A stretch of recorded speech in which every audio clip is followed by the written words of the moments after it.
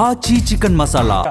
తెలంగాణ మంత్రి వాకిటి శ్రీహరి సంచలన వ్యాఖ్యలు చేశారు. ఓ సందర్భంలో తనను చంపేందుకు ప్రయత్నం చేశారని షాకింగ్ కామెంట్స్ చేశారు. తాను చావుకు భయపడనన్నారు.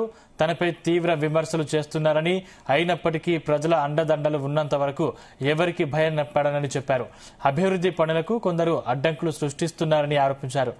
మన ప్రాంత భవిష్యత్తు కోసం కృషి చేయకపోతే బతికి దండగా అన్నారు.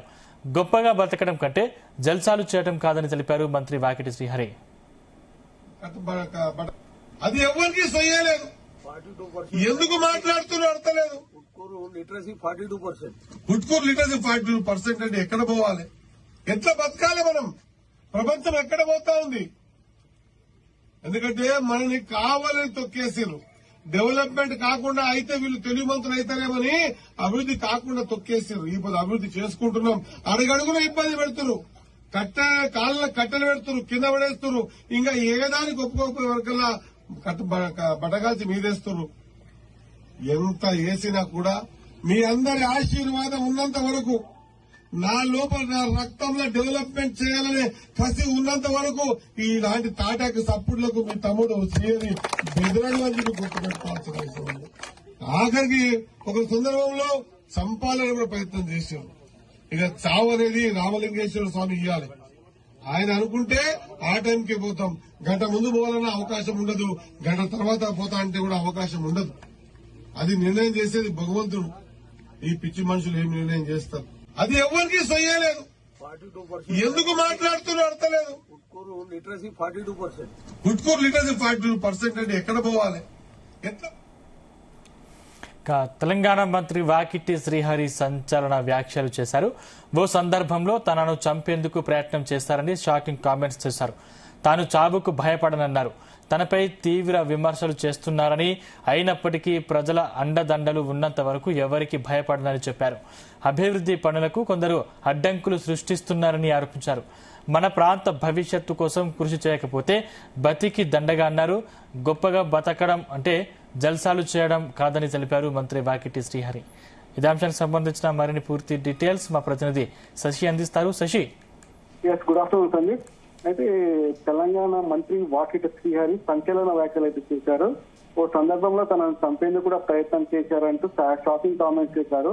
అయితే నారాయణపేట జిల్లా ఉట్కూరు మండలము పులిమామిడి గ్రామంలో 3 కోట్ల రూపాయల వ్యయంతో నిర్మిస్తున్న 33/11 kV సబ్స్టేషన్ శంకుస్థాపన కార్యక్రమంలో పాల్గొన్న మంత్రి వాకిటి శ్రీహరి ఈ సందర్భంగా ఈ వ్యాఖ్యలు చేశారు. కొంతమంది తన అభివృద్ధి పనులకు అడ్డంకులు సృష్టిస్తున్నారని, టెండర్లకు వెళ్లిన పనులను కూడా ఆపేస్తూ ప్రాంత అభివృద్ధి అడ్డుకుంటున్నారని విమర్శించారు. మన ప్రాంత భవిష్యత్తు కోసము కృషి చేయకపోతే మనం బ్రతికి కూడా దండగా అంటూ కూడా వ్యాఖ్యలు చేశారు. ఆయన తనపై కొంతమంది తీవ్ర విమర్శలు చేస్తున్నారని, ఈ నేపథ్యంలో ప్రజల అండదండలు ఉన్నంత వరకు ఎవరికి భయపడేది లేదని, ఒకనొక సందర్భంలో తనని చంపాలని ప్రయత్నం చేశారని, తాను చావుకు బెదిరే ప్రసక్తే లేదంటూ కూడా హాట్ కామెంట్స్ చేసిన పరిస్థితి ఉంది. అయితే ప్రజలు ఇచ్చిన హామీలు అమలు కోసం పనిచేస్తానని, గత 72 సంవత్సరాలు 14 మంది ఎమ్మెల్యేలు మక్తల్ నియోజకవర్గానికి తెచ్చింది కేవలము 296 కోట్లు తెస్తే నేను గడిచిన 2 ఏళ్లలో 1000 కోట్లకు పైగా అభివృద్ధి పనులను చేస్తూ ప్రజల అండదండలను సంపాదిస్తున్నానంటూ కూడా చెప్పారు. అయితే మున్సిపల్ ఎన్నికల సందర్భంగా తన మీద అనేక వేశారు. తన గురించి అనేక విమర్శలు చేసిన నేపథ్యంలో ఎన్ని తప్పుడు ప్రచారాలు చేసినా మక్తల్ ప్రజలు మాత్రము తనకు అనుకూలంగా తీర్పు ఇచ్చి తనకు ఇంకా బలాన్ని చేకూర్చారంటూ కూడా వ్యాఖ్యలు చేసిన పరిస్థితి ఉంది. అయితే ప్రజలకు ఇచ్చిన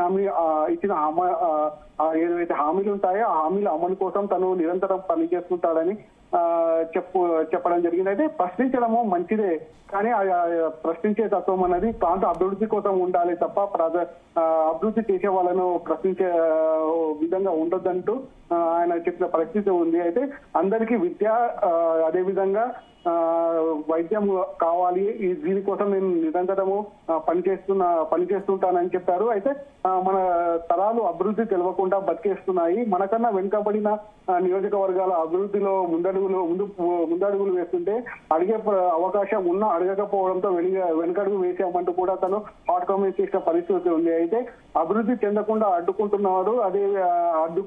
అదే విధంగా అనేక రకాలుగా అవమానాలకు గురి చేస్తున్నారు.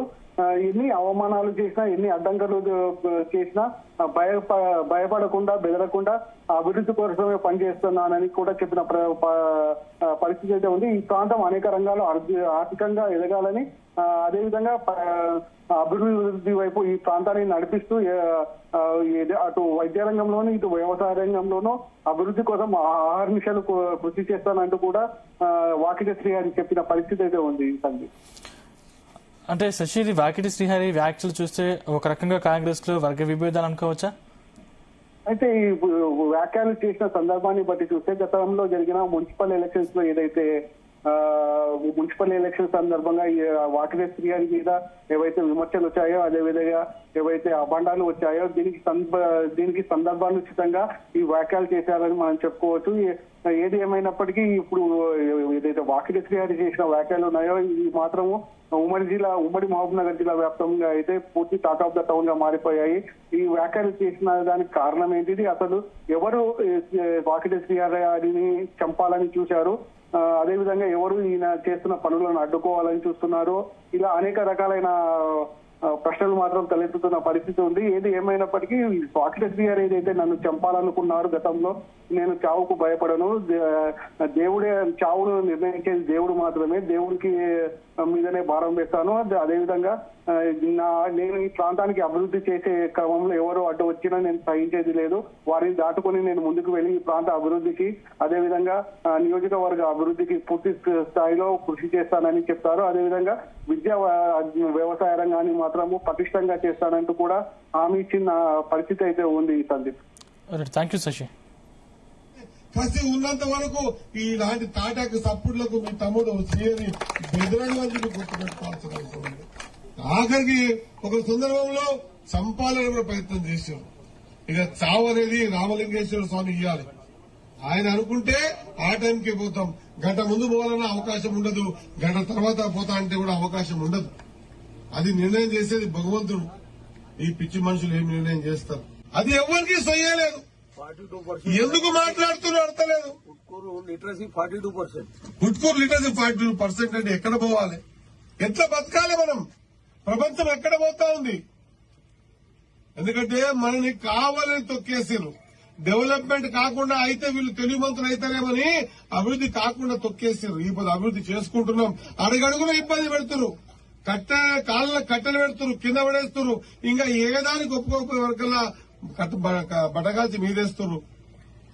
ఎంత వేసినా కూడా మీ అందరి ఆశీర్వాదం ఉన్నంత వరకు, నా లోపల నా రక్తంలో డెవలప్మెంట్ చేయాలనే కసి ఉన్నంత వరకు ఇలాంటి తాటాకు సప్పుడులకు మీ తమ్ముడు శ్రీహరి బెదరని వంటి గుర్తుపెట్టుకోవాల్సిన అవసరం ఉంది. ఆఖరికి ఒక సందర్భంలో చంపాలని కూడా ప్రయత్నం చేశారు. ఇక చావు అనేది రామలింగేశ్వర స్వామి ఇవ్వాలి.